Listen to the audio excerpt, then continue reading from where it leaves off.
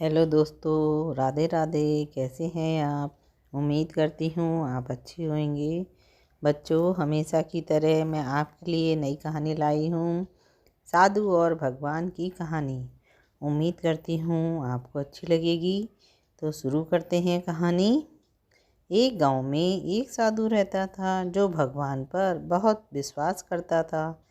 एक बार वह साधु एक पेड़ के नीचे बैठा था और भगवान को याद कर रहा था। तभी वहाँ अचानक बाढ़ का पानी आ गया और चारों तरफ पानी ही पानी हो गया। सब लोग अपने आप को बचाने के लिए ऊपर पहाड़ों की तरफ भागने लगे।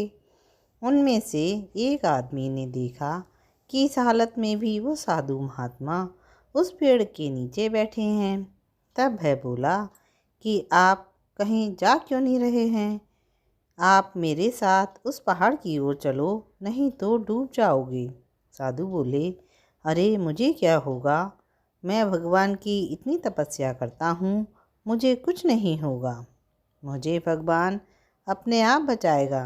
धीरे धीरे पानी साधु की कमर तक आ गया। अब लोग वहाँ नाव लेकर निकलने लगे तो उनमें से एक व्यक्ति ने साधु से कहा, अरे पानी आपके कमर तक आ गया है, आप हमारे साथ चलो। तो साधु ने कहा कि नहीं, मुझे भगवान बचाएगा। वो नाव लेकर वो आदमी भी वहाँ से चला गया। कुछ देर बाद पानी इतना बढ़ गया कि साधु के सर तक पहुँच गया। अब लोगों को बचाने के लिए हेलीकॉप्टर आने लगे। एक हेलीकॉप्टर साधु के पास आया, जो आखिरी हेलीकॉप्टर था। उसने साधु के पास एक रस्सी फेंकी और बोला, इसे पकड़ो और ऊपर आ जाओ, नहीं तो आप डूब जाओगे। ये आखिरी हेलीकॉप्टर है और आपके पास और कोई दूसरा रास्ता नहीं है बचने के लिए।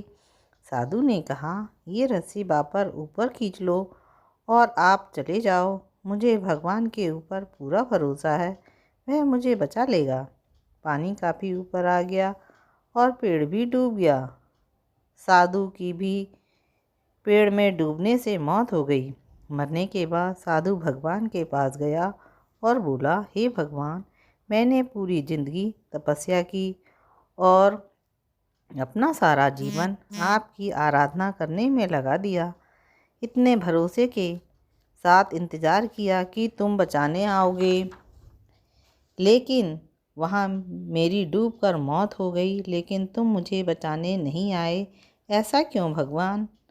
भगवान बोले, मूर्ख इंसान, मैं तुझे बचाने एक बार नहीं 3 बार आया था।